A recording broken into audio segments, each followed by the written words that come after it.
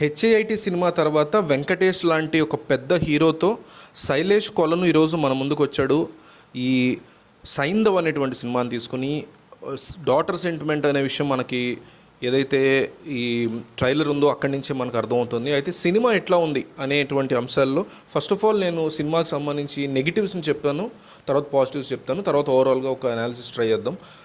So first of all biggest negative ఏంటంటే సినిమాకి scenes repetitive అనిపించాయి ఎక్కువగా. అంటే కీప్స్ ఆన్ హ్యాపెనింగ్. సినిమా ఒకే మూసలో మళ్ళీ ఫస్ట్ హాఫ్ ఎట్లా అయితే ఓకే, ఫస్ట్ హాఫ్ అంతా కూడా నాకు బాగా నచ్చింది. ఫస్ట్ హాఫ్ని ఎండ్ చేసిన విధానం కానీ అతని బ్యాక్ డ్రాప్ ఏదో ఉంది అని ఒక హైప్ ఇచ్చి అక్కడతో ఎండ్ చేయడం బాగుంది. కానీ మళ్ళీ అదే సెకండ్ హాఫ్లో కూడా కంటిన్యూ అయింది. మనం ట్రైలర్లో చూసిందే ఒక 17 కోట్ల సంబంధించినటువంటి ఒక వెయిల్ కోసం, ఒక ఇంజెక్షన్ కోసం వీళ్ళందరూ చేసేటువంటి ప్రయత్నం, తన కూతురుని బతికించుకోవడానికి హీరో చేసే ప్రయత్నం, హీరోకి ఒక ఫ్లాష్ బ్యాక్ ఉండడం, ఈ బ్యాక్గ్రౌండ్లో ఉన్నటువంటి విలన్స్ ఎవరైతే ఉన్నారో వాళ్ళందరికీ కూడా ఈ వెయిల్ అతనికి ఇంజెక్షన్ అతనికి అందకుండా చేయడం, ఇవన్నీ కూడా మంచి బిల్డప్తో చాలా ప్లాన్డ్గా సెటిల్డ్గా తీశాడు డైరెక్టర్ ఫస్ట్ హాఫ్ వరకు.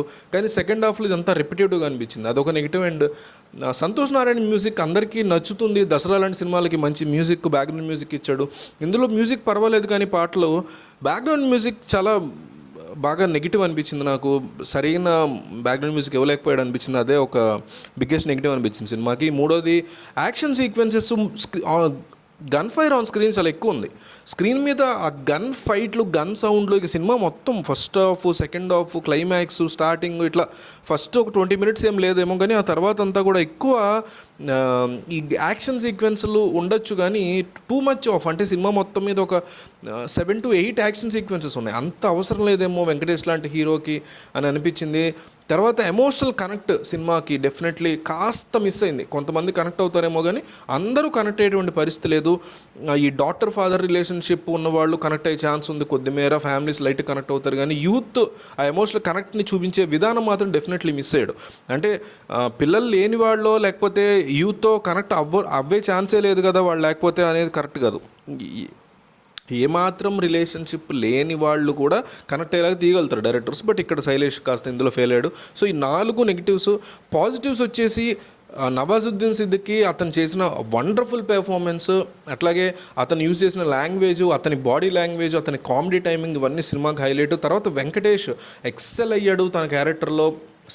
శైలేష్ కొలను మన ఆ సైకో కోనేరు అనేటువంటి ఒక క్యారెక్టర్ చేశాడు, సైంధవ్ కోనేరు. అందులో చాలా ఎక్సలెంట్గా చేశాడు, ఆ క్యారెక్టర్ గుర్తుండిపోయేలాగా చేశాడు. అట్లాగే ఆ పాప చాలా బాగా చేసింది. క్యారెక్టర్స్ అంటే ఈ కాస్టింగ్ చాలా బాగుంది సినిమాది. అట్లాగే చంద్రప్రస్థ అనేటువంటి ఒక ఊరిని, ఒక ఓన్ ప్లేస్ని క్రియేట్ చేసి పోలీస్ స్టేషన్స్ దగ్గర నుంచి కోర్టుల వరకు ఎవ్రీథింగ్ అక్కడ ఒక డిఫరెంట్ వరల్డ్ ఉన్నట్టు చూపించాడు. అదొకటి బాగా నచ్చుతుంది, జనాలకు బాగా కనెక్ట్ అవుతారు. విజువల్స్ చాలా బాగున్నాయి సినిమాలో. యాక్షన్ సీక్వెన్స్లు కూడా బాగున్నాయి. అయితే ఓవర్ అయింది. కొన్ని యాక్షన్ సీక్వెన్స్లు ఎక్స్ట్రాడినరీగా తీశాడు, అందరూ ఎంజాయ్ చేస్తారు, ఫ్యామిలీస్ కూడా ఒక మజా వస్తుంది ఒక మంచి యాక్షన్ సీక్వెన్స్ చూసినప్పుడు. కానీ అది ఓవర్ ద లిమిట్ అయింది. సో ఆ లిమిట్ అయింది అనేది పక్కన పెడితే మామూలుగా కొన్ని ఒక 7-6 ఉంటే అందులో ఒక 2 ఎక్సెల్ అయ్యాయి, చాలా బాగా సూపర్ ఫైన్ ఉన్నాయి. సో క్లైమాక్స్ ఒకటి ఎక్కువగా కనెక్ట్ అవుతారు. ఆ పాప ఏంటి ఏమైంది లాస్ట్లో అనే దానికి చాలా ఎక్సలెంట్ కనెక్ట్ అవుతారు. అట్లాగే ఇంకొక పాజిటివ్ ఏంటంటే ఆర్య అనుకోకుండా ఎంట్రీ ఇవ్వటం, అట్లాగే ఆండ్రియా, ఇవి క్యారెక్టర్స్కి జనాలు కనెక్ట్ అవ్వలేకపోయినా కూడా వాళ్ళ గురించి తెలుగు వాళ్ళకి తెలుసు కాబట్టి సో అక్కడ ఆ పాయింట్లో తెలుగు వాళ్ళు కాస్త కనెక్ట్ అయ్యే పరిస్థితుంది. సో ఓవరాల్గా సైంధవ్ సినిమా సంక్రాంతికి ఒక గుడ్ సినిమా వచ్చిందనే చెప్పాలి. ఫ్లాప్ అయితే కాదు, డెఫినెట్లీ ఒక మంచి సక్సెస్ ఉంటుంది బాక్స్ ఆఫీస్ దగ్గర. అట్లాగే హనుమాన్ బ్లాక్ బస్టర్ అయింది కాబట్టి దాని ఓవర్ఫ్లోస్ అంటే ఒక సినిమా హౌస్ఫుల్ అయిపోయినప్పుడు ఇంకే సినిమాకి వెళ్దాం నెక్స్ట్ టైం ఉందనుకున్నప్పుడు వచ్చే ఆ సినిమా ఏదైతే నెక్స్ట్ ఆప్షన్ వస్తుందో అదే ఓవర్ఫ్లో అంటారు. సో ఆ ఓవర్ఫ్లోస్ డెఫినెట్లీ సైంధవ్కి వస్తాయి. గుంటూరు కారం కంటే కూడా మరి రేపు నా సామిరంగా ఎట్లా ఉంటుందో చూడాలి, లేదని దానికి వస్తాయి, అది బాగుంటుంది దీనికంటే. సో వచ్చిన మూడిట్లో first of all block buster కొట్టింది హనుమాన్, తర్వాత బాగుంది చూడొచ్చు అనుకునే సినిమా సైంధవ్, అవార్డ్ చేయొచ్చు అనుకునే సినిమా గుంటూరు కారం. సో సైంధవ్కి ఓవర్ఫ్లోస్ బాగా వర్కౌట్ అవుతాయి. హనుమాన్ లాస్ట్ ఇయర్ ఇదే జరిగింది. వాల్తేరు వీరయ్య ఓవర్ఫ్లోస్, ఆ cinema Waltair Veerayya cinema hit అయ్యి వచ్చిన హౌస్ఫుల్స్, నెక్స్ట్ ఏ సినిమా ఉంది ఏది చూద్దాం అనుకున్న టైంలో వీరసింహారెడ్డి కనపడడం, దానికి వెళ్ళడం. ఒక రకంగా చెప్పాలంటే వీరసింహారెడ్డి సినిమా వాల్తేరు వీరయ్య ఓవర్ఫ్లోస్ వల్లే ఓవర్ఫ్లోస్ వల్లే అది హిట్ మార్క్ రాగలిగింది. బార్డర్లో హిట్ అయింది ఆ సినిమా వీరసింహారెడ్డి, వేరేజ్ వాల్తేరు వీర డబుల్ బ్లాక్ బస్టర్ అయింది. సో అట్లా ఈ ఇయర్ కూడా సైంధవ్కి హనుమాన్ చాలా హెల్ప్ చేయబోతుంది. నాసామిరంగా ఎట్లా ఉంటుందో చూడాలి. ఓవరాల్గా సైంధవ్ మీ ఫ్యామిలీతో చూడదగ్గ సినిమా అనే చెప్పాలి.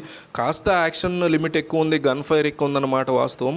బ్యాక్గ్రౌండ్ మ్యూజిక్ గురించి అంతగా పట్టించుకోరు కాబట్టి ఫ్యామిలీ ఆడియన్స్ ఈ సినిమాకి బాగానే కనెక్ట్ అవుతారు. వెంకటేష్ చాలా కాలం తర్వాత ఒక హిట్ కొట్టాడని చెప్పొచ్చు.